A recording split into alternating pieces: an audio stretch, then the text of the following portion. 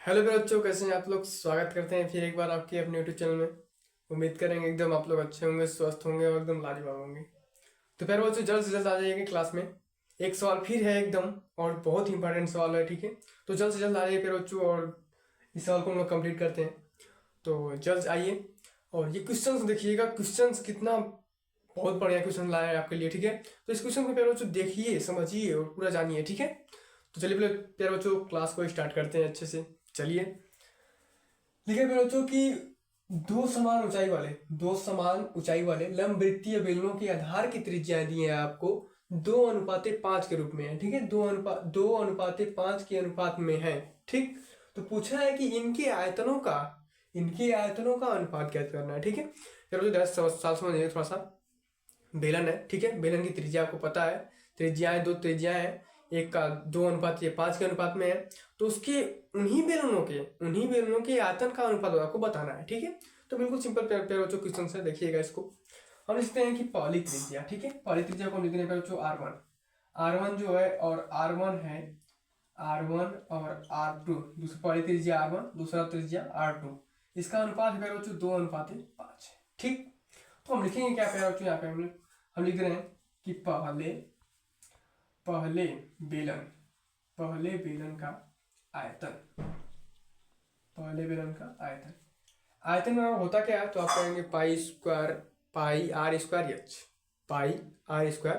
चलिए तो आप लिख रहे हैं हम पाई आर स्क्वायर एच, ठीक। पाई आर स्क्वायर एच होता है बेलन का आयतन होता है, ठीक है। लेकिन प्यारे बच्चों जब पहले बेलन का हम लोग आयतन निकालेंगे तो पाई R1 हो जाएगा। क्या मान रहे हैं इसको, पाई R1 स्क्वायर एच, ठीक। चलिए यहाँ लिख दे रहे हैं प्यारे बच्चों दूसरे बेलन का आयतन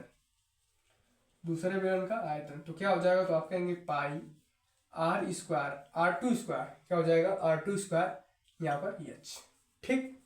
कोई दिक्कत नहीं होना चाहिए मेरे बच्चों, ठीक है। एकदम आसान आपको दिख रहा होगा, एकदम सिंपल, ठीक। अब क्या करेंगे, दोनों के बेलनों का अनुपात निकाल देंगे, ठीक है। लिख दे रहे हैं यहाँ पे हम लोग लिख रहे हैं दोनों के बेलनों का अनुपात, बेलनों के आयतन का अनुपात ध्यान देखिएगा फिर बच्चों क्या हो जाएगा। तो आप कहेंगे कि इधर लिख रहे हैं हम pi r square h, R1 square, ठीक है। पाई R1 स्क्वायर एच हो जाएगा फिर बच्चों। देखिएगा इसको अगर आयतन में निकाल रहे हैं तो इसको बड़े से लिख दे रहे हैं, ठीक है। क्या लिख दे रहे हैं, अगर आयतन निकाल रहे हैं तो आयतन को किसी तरह से आप कहेंगे कि V1, किसी तरह से V, यानी कि यहाँ पे लिखना चाहिए हमको V1, यहाँ पे V2, ठीक। जब इसका अनुपात ज्ञात करेंगे तो आप कहेंगे V1 बटा के V2 करेंगे, ठीक। तो V1 क्या है, तो आप कहेंगे पाई R1 स्क्वायर एच बटा के दूसरे बेलन का आयतन क्या है, तो आप कहेंगे कि पाई R2 स्क्वायर एच, ठीक। फिर बच्चों क्या कट रहा है इसमें से, तो आप कहेंगे कि पाई से पाई कट रहा है और यहाँ पे इससे यह कट जा रहा है, ठीक है। तो अब बच कर रहा है तो आप कहेंगे कि V1 बटा के V2 बराबर हो जाएगा हम लोग का R1 स्क्वायर बटा के R2 स्क्वायर, ठीक। कोई दिक्कत नहीं होना चाहिए बच्चों।